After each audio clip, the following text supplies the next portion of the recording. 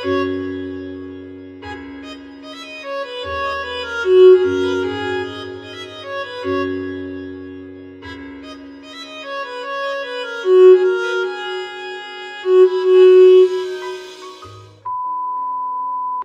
My baby girls, তোমরা সবাই কেমন আছো? আশা করবো খুব ভালো আছো। আমিও অনেক বেশি ভালো আছি।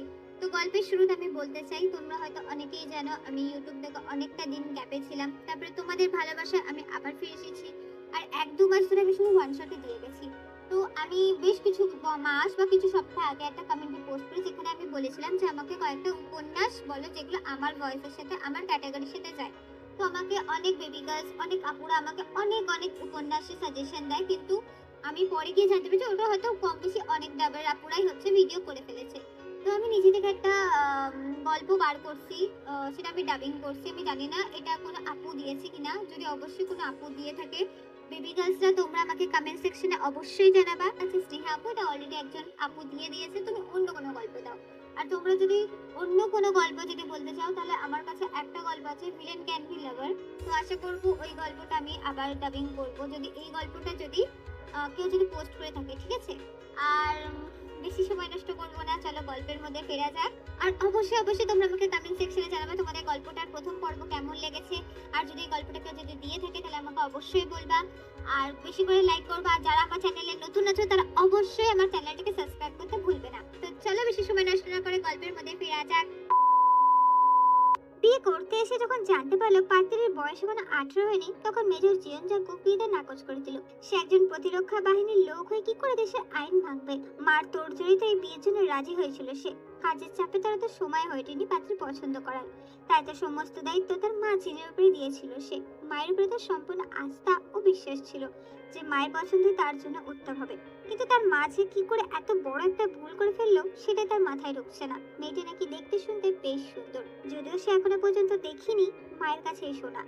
মায়ের নাকি বেশ পছন্দ হয়েছে মেয়েটিকে, কিন্তু মেইন সমস্যা আছে মেয়ের এখন 18 বছর হতে প্রায় 1 বছর বাকি। এটা সে কিছুক্ষণ পূর্বেই জানতে পেরেছে যখন কাজে বিয়ে পড়াতে এসেছে। আর জানা মাত্রই পুরো এক ঘর লোকের সামনে সে এক বাক্যে বলে দিয়েছে বাল্য বিবাহ করতে পারবে না। তার এই কথা শোনা মাত্রই হট্টগোল শুরু হয়ে গেল। জাঙ্কুকের বাবা নামজুন সাহেব ছেলেকে উদ্দেশ্য করে বলেন, এসব কি বলছো তুমি? ছেলে মানুষ হচ্ছে নাকি জাঙ্কুক? জাঙ্কুক গম গম কণ্ঠে বলে, আব্বা আমি যা বলছি ঠিক বলছি, আমি বিয়ে করতে পারবো না। বাল্য বিয়ে করা আমার পক্ষে অসম্ভব। আরিম সাহেব ছেলেকে বোঝানোর উদ্দেশ্যে বলে, বোঝার চেষ্টা করো জাঙ্কুক, এই বিয়েটা এই মুহূর্তে ভাঙলে মেয়েটার মনে ব্যাড এফেক্ট করবে। আশেপাশের মানুষরা কুরুচিপূর্ণ কথা শুনে মেয়েটি ডিপ্রেশনে ভুগবে। মেয়েটার বাচ্চা মনে বেশ আঘাত আনবে। নিজের কথা না ভেবে মেয়েটার কথা একটু ভাবো। আব্বা মেয়েটার বয়স সবে 17, ওর এখনো পড়াশোনা করার বয়স, এত ছোট বয়সে বিয়ে করবে কেন? দেখো জাঙ্কুক, জাঙ্কুক তার হাত উঁচু করে আরিমকে থামাতে ইশারা করে বলে, আব্বা আমি এক কথা দুবার বলতে পছন্দ করি না। যখন বলেছি বাল্য বিবাহ আমি করতে পারবো না, তখন করতে পারবো না, তাই শুধু শুধু আমাকে জোর করো না। জাঙ্কুকের কথা শুনে ঘরের মধ্যে একটা কাণ্ড বেঁধে গেল। পাড়া প্রতিবেশী এখনই কানাঘুষো করছে তের বিয়ে ভেঙে গিয়েছে। এমন সময় জাঙ্কুকের মা জিন বেগম জাঙ্কুকের কাছে এসে জাঙ্কুককে ডেকে বাইরে নিয়ে যায়। বাইরে একটু নিরিবিলি জায়গায় এসে দাঁড়ান, সেখানে মানুষের কোলাহল নেই। জাঙ্কুক মায়ের কাছে এসে বলে, আম্মা তুমি জেনে শুনে কেন আমার বিয়েটা ঠিক করলে? ও আমার থেকে কত ছোট, সে খেয়াল আছে কি তোমার? ওর মাত্র 17 বছর চলছে, আর আমি 29-এর কোটায়, গুনে গুনে 12 বছরের একটি পিচ্চি মেয়ের সাথে আমার বিয়ে দিচ্ছ তুমি, তাও কিনা মেয়েটার বয়স এখনো পর্যন্ত 18 হয়নি। জিন বেগম ছেলেকে শান্ত কণ্ঠে বললেন, আব্বা দেখো মেয়েটা আমার বেশ মনে ধরেছে, 1 বছরের জন্য আহামরি ক্ষতি হয়ে যাবে না। আর আমি শিওর তুমি মেয়েটাকে একবার দেখলে তুমি তোমার চোখ ফেরাতে পারবে না জাঙ্কু। আম্মা ওর এখন পড়াশোনা করার বয়স, বিয়ে করে সংসার করার বয়স নয়। জিন বেগম পেতে রাখা চেয়ারে ছেলেকে বসতে ইশারা করলেন। জাঙ্কুকও ধপ করে চেয়ারে বসে পড়লো। জিন বেগম তখন ছেলের কাছে এসে ছেলের মাথায় হাত বুলিয়ে দিতে দিতে বললেন, হ্যাঁ জাঙ্কুক আমি জানি ওর এখন পড়াশোনা করার বয়স, আর সেই জন্যই তো তোর সাথে বিয়ে দিয়ে নিয়ে যাচ্ছি ওকে। তুই তো এখন এসএসসি দিয়েছে জাঙ্কুক, রেজাল্ট বের হলে আমাদের ওখানে ভালো একটা কলেজে ভর্তি করিয়ে দেবো, ব্যাস হয়ে গেল। জাঙ্কুক বিরক্তির শ্বাস ফেলে বলল, আম্মা পড়াশোনার সাথে বিয়ের কি সম্পর্ক? ও কি বিয়ে ছাড়া পড়াশোনা করতে পারবে না? জিন বেগম ছেলের পাশে বসলেন। ছেলের ডান হাতটা বেশ যত্নে নিজে 2 হাতে আলজে নিলেন, এরপর বললেন, না পারবে না জাঙ্কুক, কারণ কি জানো তো, মেয়েটার মা নেই। বাবা দ্বিতীয় বিয়ে করে ঘরে সৎ মা এনেছে। সে মা কিছুতেই সৎ ঘরের সন্তানকে তার কাছে রাখবে না। এই যে এতটা দিন তার সৎ মায়ের চোখের কাটা হয়েছিল, সারাটাক্ষণ মেয়েটাকে গাধার মতো খাটাতো। মেয়েটা যেই না এসএসসি দিল, সেই থেকে মেয়েটার বাবাকে ভুং বুঝিয়ে পাত্র খোঁজ করতে থাকলো মেয়েটার বিয়ে দেবে বলে। আমিও তোমার জন্য পাত্রী খুঁজছিলাম, তো এখানে আমার একটি বান্ধবী থাকে, সেই ওর ছবিটা আমাকে দিয়েছে। এক দেখাতে মেয়েটাকে আমার বেশ পছন্দ হয়েছে, মায়া জন্মে গিয়েছে কেমন একটা। এরপর মেয়েটির সৎ মায়ের কাহিনীটা যখন শুনলাম, তখন ওর প্রতি বেশ মায়া হয়ে গেল। আর আমি কিছু না ভেবে প্রস্তাব রাখি। এখন বাবা, তুমি যদি মেয়েটাকে বিয়ে না করো, বিয়েটা ভেঙে দিয়ে চলে যাও, সেটা মেয়েটার ছোট মনটাকে কতটা প্রভাব ফেলবে সেটা কি তোমার ধারণা আছে জাঙ্কু? আচ্ছা ঠিক আছে জাঙ্কু, তুমি না হয় মেয়েটা ছোট বলে বিয়ে করবে না, কিন্তু মেয়েটার বাবা আর সৎ মা ঠিকই অন্য কারো পাত্রের সাথে বিয়ে দিয়ে দেবে। কি দেবে না? এই পর্যায়ে জাঙ্কুক উপর নিচ মাথা নাড়ালো, যার অর্থ হচ্ছে হ্যাঁ। জিন বেগম ফের বললা শুরু করলেন, সে পাত্র যদি ওকে না পড়ালো কিংবা ওকে ভালো না রাখতে পারলো, তখন কি হবে? মেয়েটা কি কখনো সুখ পাবে জাঙ্কুক? কিন্তু আমাদের কাছে থাকলে তো মেয়েটা ভালো থাকতে পারবে।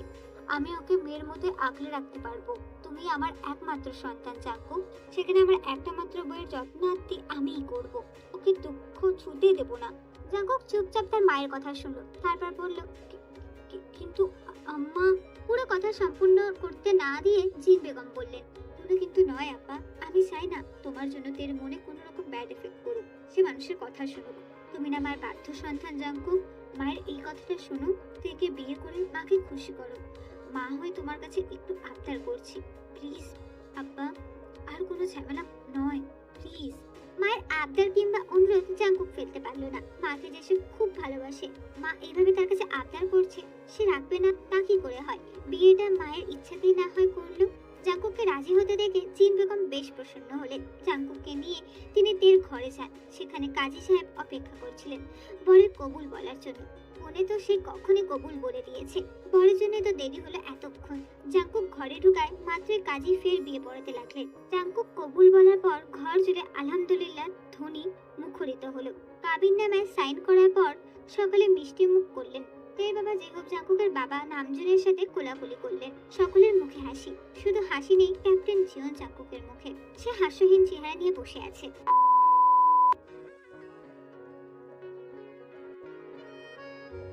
সফেদ চাদরে আবৃত টান টান বিছানার ঠিক মাঝে বসে আছে সদ্য বিবাহিত কিশোরী তে। তার পরনে এখনো লাল রঙা শাড়ি, বিয়ের ভারী গহনা, মুখে এখনো বিয়ের সাজ। নববধূ সাজে হাঁটুতে থুতনি লাগিয়ে তার স্বামীর জন্য অপেক্ষার প্রহর গুনছে সে। এখনো সে তার স্বামীকে দেখিনি। বিয়ে করার পর জাঙ্কুকের কি একটা কাজে পড়ে যাবে, তার জন্য সে আগে এসে পড়েছে। আর তেকিনি জিন বেগম আর এম সাহেব ওনাদের আত্মীয়রা কিছুক্ষণ পরে এসেছেন। বাসে পৌঁছাতে রাত প্রায় 8টা বেজে গিয়েছে। তেকে জিয়ন ভিলায় এনে জিন বেগম নিজের ঘরে রেখেছেন।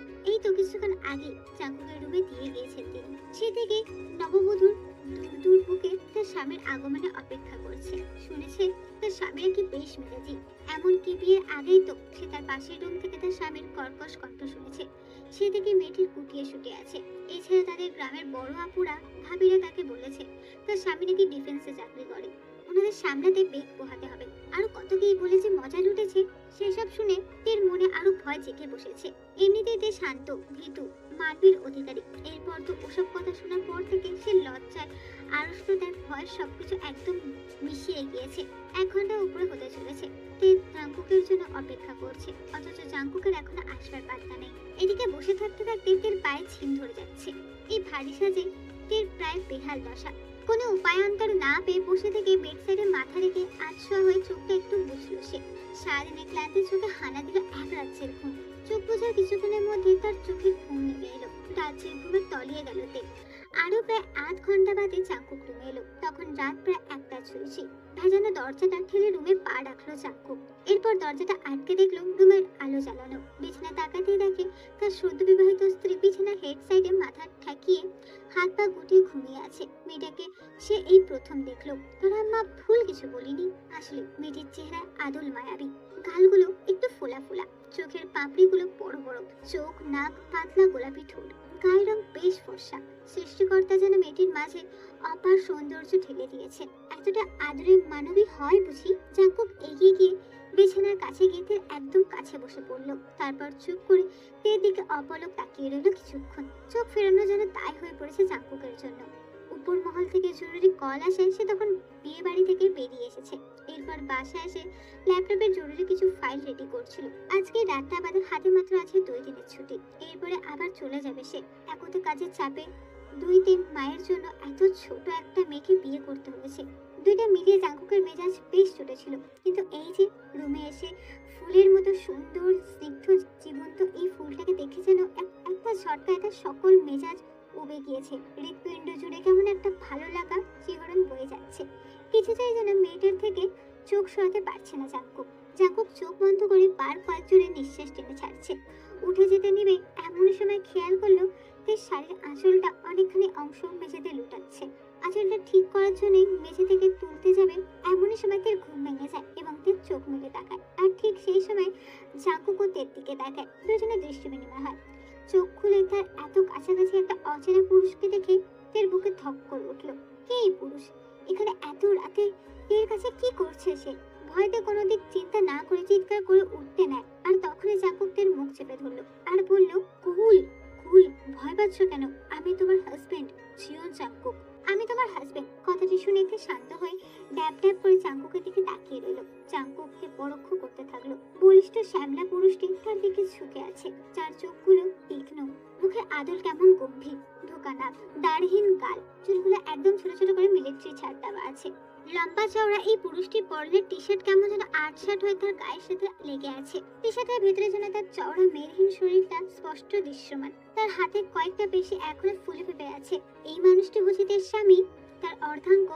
জাঙ্কুক তার মুখ থেকে হাত সরিয়ে বিছানা থেকে একটু সরে আসতে তার ভ্রম কাটে। তার লজ্জায় গুটিয়ে যায়। তে কেমন নির্লজ্জের মতো এতক্ষণ জাঙ্কুকের দিকে ট্যাপ ট্যাপ করে তাকিয়েছিল সেটা ভাবতে একরাশ লজ্জা এসে তাকে আড়ষ্টে ডুবিয়ে দেয়। ছি ছি, সে এতটা নির্লজ্জ কবে থেকে হলো? কিছুক্ষণ আগে কিনা এই পুরুষটাকে না চিনে পুরো বাড়ি মাথায় তুলে চিৎকার দেওয়া ধরেছিল। সবাই শুনে কি ভাবতো? সেসব ভেবে আরো গুটিয়ে গেল। সে শোয়া থেকে উঠে বসে মাথা নামিয়ে নেয়। মাথা নিচু করে বসলো সে। জাঙ্কুক হয়তো তের আড়ষ্টটা বুঝতে পারলো, তাই ওকে কিছুটা সহজ করতে বললো, এখন এত ভারী সাজে কেন? যাও গিয়ে চেঞ্জ করে এসো। তে মাথায় এক পাশে কাত করে সাড়া দিল।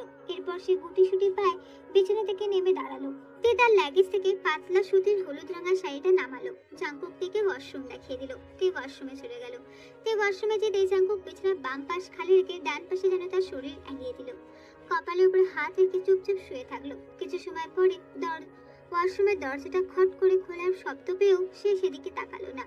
একইভাবে শুয়ে থাকলো জাঙ্কুক। প্রায় অনেকক্ষণ পরে বিছানা কারোর অস্তিত্ব না পেয়ে কপাল থেকে হাত সরিয়ে তাকালো আর দেখতে পেল হলুদ শাড়ি পরিহিত মায়াবী মুখখানা, যে কিনা বিছানার কাছে ঘেঁষে চুপচাপ দাঁড়িয়ে আছে। তা দেখে জাঙ্কুক শোয়া থেকে উঠে বসলো। হাস্যহীন চেহারায় থেকে উদ্দেশ্য করে বলল, কি হলো, দাঁড়িয়ে কেন? সে চুপ করে মাথা নিচু করে পায়ের নখ দিয়ে মেঝেতে ঘুরছে। জাঙ্কুক ফের বলল, এনি প্রবলেম? এক বেড শেয়ার করতে প্রবলেম হলে বলতে পারো, আমি ওয়াশরুমে চলে যাচ্ছি। না মানে সেটা নয়। তাহলে? তে মিনমিন করে বলল, আসলে আমার অন্ধকারে ঘুমাতে বেশ ভয় লাগে। এর উপরে নতুন একটা জায়গা, তাই আর কি। ওহ, এই ব্যাপার। তুমি শুয়ে পড়ো, আমি ড্রিম লাইট জ্বালিয়ে দিচ্ছি। আসলে আমি ফকফকে হলে ঘুমাতে পারি না, তাই লাইটটা তো আর চালিয়ে রাখা সম্ভব নয়। পুরোপুরি রুমটা যাতে অন্ধকার না হয় সেই জন্য ড্রিম লাইট জ্বালিয়ে দিচ্ছি। আশা করি আর কোনো সমস্যা হবে না। একপাশে মাথা নাড়ালো, বিছানা এক কোণে এসে শুয়ে পড়লো। জাঙ্কুক ঘরের লাইটটা অফ করে ড্রিম লাইটটা অন করে দিল, যেটা ঘর পুরোপুরি অন্ধকার হওয়ার হাত থেকে বাঁচালো। জাঙ্কুক বিছানায় পিঠ এলাতে এলাতে বলল, ঘুমিয়ে পড়ো। সে চুপচাপ শুনলো আর ভাবলো সে শুধু ভয় পাচ্ছিল তার প্রতিবেশী বড় আপুদের কথা শুনে। সে শুধু ভয় তাই টুম্ব হয়ে গেছিল। যাক, একটুখানি হলেও তো ভয় কাটলো। মানুষটা আসলে খুব একটা খারাপ নয়, শুধু মুখটাই কেমন গম্ভীর করে রাখে, একটু হাসেও না। কিন্তু তের তো এরকম মানুষ পছন্দ নয়, যাদের মুখে হাসি লেপটে থাকে। সেসব মানুষকে বেশ পছন্দ তের। যাক, ব্যাপার না। তে অনেকক্ষণ ধরে এই পাশে করতে থাকলো, তবে তার চোখে ঘুম ধরা দিল না। বাড়ির কথা বেশ মনে পড়ছে তার, বিশেষ করে তার সৎ বোন চেনির কথা। তার সৎ মা আয়ু খারাপ হলেও কি হবে, তার বোনটা ছিল 10 নেওয়াটা, তাকে ছাড়া কিছুই বুঝতো না সে। বোনের বয়স সবে 10। জিনি আর তে সবসময় একসাথে ঘুমাতো। তে গল্প শোনাতে শোনাতে বোনকে ঘুম পাড়াতো, দুজন দুজনকে জাপটে ঘুমাতো। এর অভ্যাসটা যে রয়ে গিয়েছে, কাউকে জড়িয়ে না ধরলে তার যে ঘুম ধরা দেয় না। তখন কি করে যেন ঘুমটা চোখে এসে পড়লো। এখন তো তার ঘুমই আসছে না। পাশে তার সদ্য বিবাহিত বর ঘুমাচ্ছে, তার সাথে তো দুটো ভালো কথাও হয়নি। এতে এসে কি করে এই পুরুষটাকে জড়িয়ে ধরবে ভাবতে তো লজ্জা লাগছে তে। এদিকে বাইরে কত অজানা পোকা পাখি ডাকছে, তাতে যেন তার শরীরে হিম ধরে যাচ্ছে। তে তার মাথা ঘুরিয়ে পাশে ফিরে তাকালো, দেখতে পেল জাঙ্কুক শটান হয়ে ঘুমাচ্ছে। তে আর কিছু না ভেবে একটুখানি এগিয়ে জাঙ্কুকের বাম হাতের আঙুলটা নিজের মুঠিবদ্ধ করলো। জাঙ্কুকের আঙুলে স্পর্শ করতেই যেন তের মাঝে কেমন একটা অনুভূতি হানা দিল। হৃৎপিণ্ড যেন কেঁপে উঠলো, হাতটা তার কেমন থরথর করে কাঁপছে। সবকিছু দূরে ঠেলে চোখ বুঝলো তে। জাঙ্কুকের আঙুলটা নিজের হাতের মুঠোতে নিয়ে ঘুমানোর চেষ্টা করলো তে। একটা সময় ঘুমিয়ে পড়লো। তে যখন ঘুমাচ্ছিল তখন ঘন নিঃশ্বাসের শব্দ যেন পড়তে থাকলো। তখনই জাঙ্কুক চোখ খুলে পাশে তাকালো। সে চোখ বুজে থাকলেও তার ঘুম তখনও হানা দেয়নি। আর তখনই তে জাঙ্কুকের আঙুলটি নিজের মুঠিবদ্ধ করে সবটা সে বুঝতে পারলো। তে লজ্জাভাবে ভেবেই জাঙ্কুক আর চোখ খুলেনি। তবে এই যে মেয়েটা তার আঙুল মুঠিবদ্ধ করেছে, কি সুন্দর নিশ্চিন্তে ঘুমাচ্ছে, এই বিষয়টা জাঙ্কুকের কাছে বেশ লাগলো। জাঙ্কুক তের দিকে তাকালো। ডিম লাইটের হালকা হলুদ আলোতে তের মুখটা কি সুন্দর চকচক করছে। হলুদ শাড়িতে মেয়েটি বুঝি একটু বেশি সুন্দর লাগছে। তখন তো এক নজর দেখেই যেন নিজের নজর সরানোর দায় হয়ে পড়েছিল জাঙ্কুকের কাছে। তবুও মেয়েটিকে লজ্জা ফেলতে চায়নি জাঙ্কুক, তাই জন্যই তাকায়নি। যে ছেলে কাজ ছাড়া অন্য কোনো মেয়ের দিকে তাকানোর সময় অবধি পায়নি, সে কিনা এই সপ্তদশী কিশোরী ঘায়ল হয়ে পড়েছে। আশ্চর্য, তাই না? জাঙ্কুক তপ্ত শ্বাস ফেলে বলল, কন্ট্রোল জীবন জাঙ্কুক, কন্ট্রোল ইয়োরসেলফ। নিজেকে সামলাও। এভাবে পিচ্ছি বইয়ের দিকে তাকিয়ে থাকলে নিজেকে তার মাঝে হারিয়ে ফেলতে যে ইচ্ছা করবে।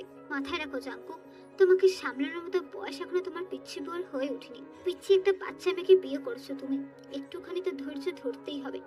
আগে তার মনের সঙ্গী হও, তারপর না হয় শরীরের সঙ্গী হয়েও।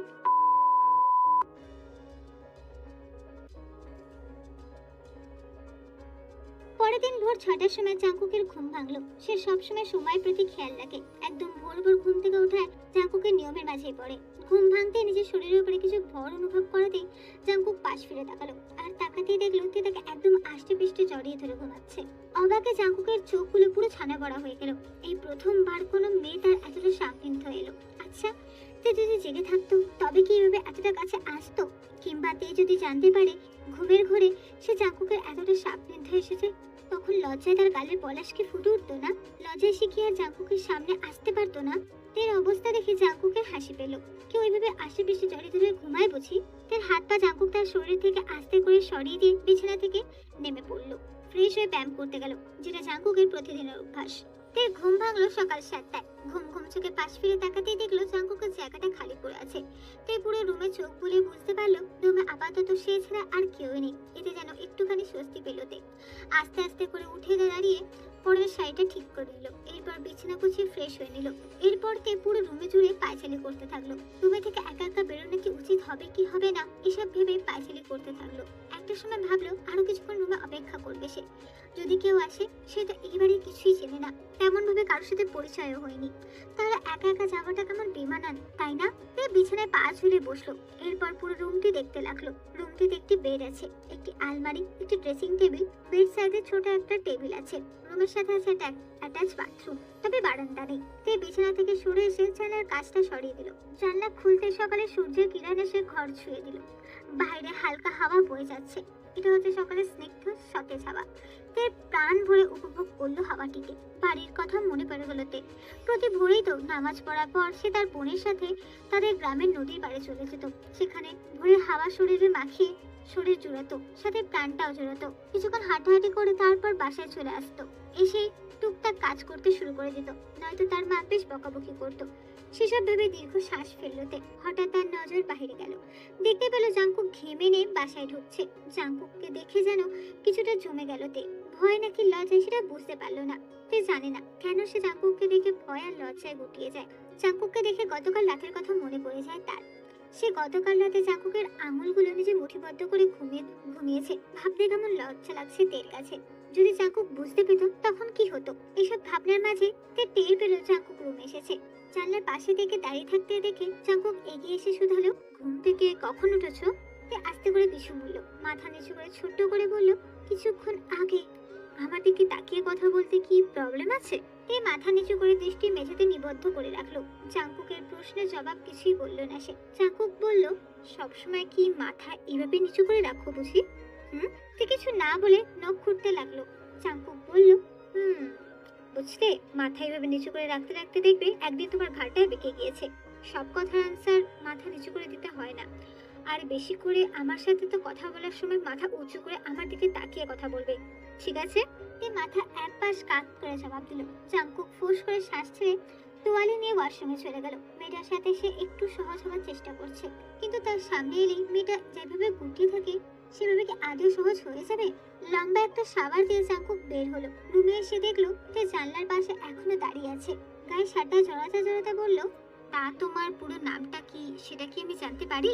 এর পুরো নাম জাংকুকের আগেই জানা আছে। বিয়ে পড়ানোর সময় কাজী বলেছিল, তখনই জাংকুক খেয়াল করেছে।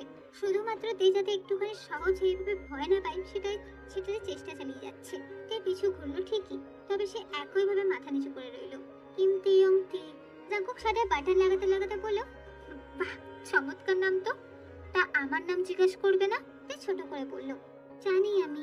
কি, তাই বুঝি? তা কি নাম আমার? জিয়ন জাংকুক। বাহ, এদিকে দেখি নামও মুখস্থ করে ফেলেছো।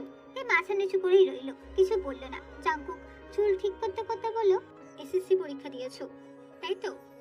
জি। পড়াশোনার ইচ্ছা আছে? পড়াশোনার কথা জিজ্ঞেস করতে তার চোখগুলো চকচক হয়ে উঠলো। সে চোখ তুলে ড্রেসিং টেবিলের সামনে দাঁড়িয়ে থাকা লম্বা পুরুষটির পানে চেয়ে রইল। সেটা জাংকুক ড্রেসিং টেবিলের আয়নাতেই খেয়াল করলো। আয়নাতে তাকিয়ে ভ্রু উঠিয়ে জিজ্ঞেস করলো, কি ইচ্ছা আছে নাকি? জি আছে। জাংকুক আয়না থেকে চোখ সরিয়ে সরাসরি তের দিকে তাকায়। এরপর বলে, ওকে, তাহলে আমি মাকে বলে দেবো এখানকারই একটা ভালো কলেজে তোমাকে ভর্তি করিয়ে দিতে। আসলে তোমার এক্সামটির রেজাল্ট, ভর্তি সব মিলিয়ে তোমার হাতে এখনো পর্যন্ত 3 মাস মতো সময় আছে। কিন্তু আমি এবার চলে যাওয়ার পর আগামী 4 থেকে 5 মাস আগে আমি কোনো ছুটি পাবো না। ডিফেন্সের জবে আহামরি ছুটি থাকে না, সেটা নিশ্চয়ই জানো। কি জানো না?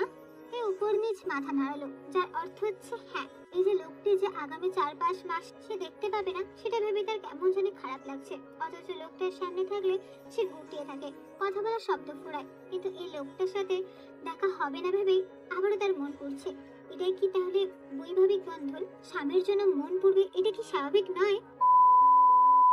আত্মীয় স্বজন, নতুন কুটুম সবাইকে নিয়ে টিকুকের বৌভাত অনুষ্ঠানটি শেষ হলো। বিকেলের দিকে তের পরিবার মেয়ে এবং তার নতুন জামাইকে নিয়ে বাসার উদ্দেশ্যে রওনা হলো। যেহেতু জাংকুকের হাতে ছুটি কম, সেহেতু জাংকুক আজকে রাতটা থাকবে, আবার আগামীকাল যে বাসার উদ্দেশ্যে রওনা হবে। তেদের বাসাতে যাওয়ার পরে তের সৎ মা আয়ু বেগম জামাইকে দেখে খুশিতে গদগদ হবার ভাব নিল।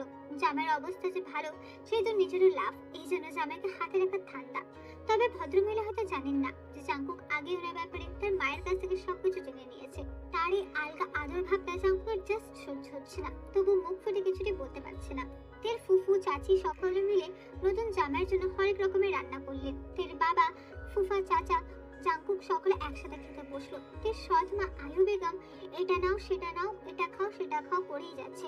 শেষমেশ জাংকুক বিরক্ত হয়ে বলল, আমার প্রয়োজন হলে আমি নিয়ে নেব, আপনারা তো কষ্ট করা লাগবে না আন্টি। সে কি বাবা, আমি তোমার মায়ের মতো, আমাকে মা বলে ডাকবা? আন্টি, মায়ের মতন আর মায়ের মাঝে আকাশ পাতাল তফাৎ রয়েছে। যদি মা হতেন তাহলে নিশ্চয়ই এত ছোট বয়সে মেয়েকে বিয়ে দিতে পারতেন না, তাই না?